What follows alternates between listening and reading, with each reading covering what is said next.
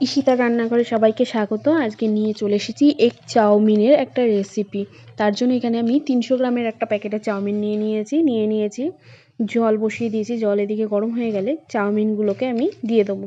একটু ভেঙে ছোট করে দেবো, একদম বড় বড় রাখবো না, একটু ভেঙে ছোট করে দিলাম। এবার সামান্য একটু লবণ দিয়ে চাউমিনটা ভালো করে আমি সেদ্ধ করে নেব। লবণটা যে যার পরিমাণ বুঝে দেবে, আমি লবণটা দেখাইনি।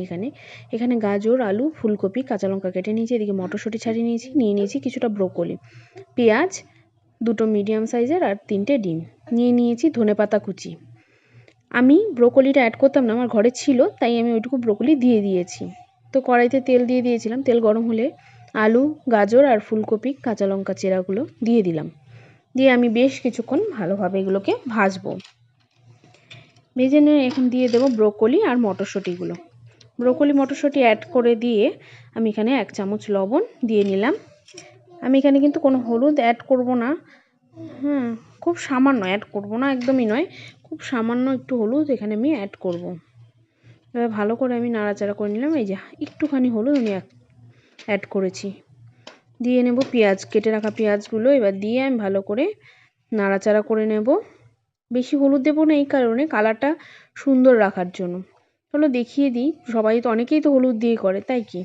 এবার এরকম করে সবজিগুলো ভাজা হয়ে আসলে এরকম করে সাইড করে নিয়ে মাঝখানে আমি 3খানা ডিম ফাটিয়ে দিয়ে দেবো।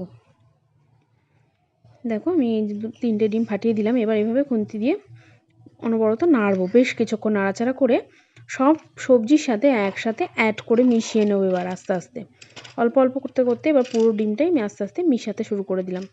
দেখো একটু পরে মিশে সবজিগুলো এরকম মানে ভাজা ভাজা হয়ে আসবে, ডিমটাও ভাজা হয়ে যাবে সাথে সাথে। এই সময় দিয়ে দেবো বাজারে যে কিনতে পাওয়া যায় ম্যাগি মশলা, সেটা আমি 2 প্যাকেট এখানে ইউজ করেছি।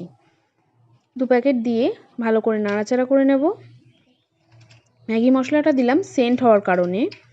চলো এবার আমি ভালো করে আবারও বেশ কিছুক্ষণ মিশিয়ে নিই, নাড়াচাড়া করে ভালো করে ভেজে নিই। মশলাটা তো মেশার ব্যাপার আছে, মশলাটা যেহেতু অ্যাড করেছি এবার আমি এখানে সেদ্ধ করে রাখা চাউমিনগুলো দিয়ে দিলাম। দিয়ে দেবো উপর দিয়ে কেটে রাখা ধনেপাতা কুচি।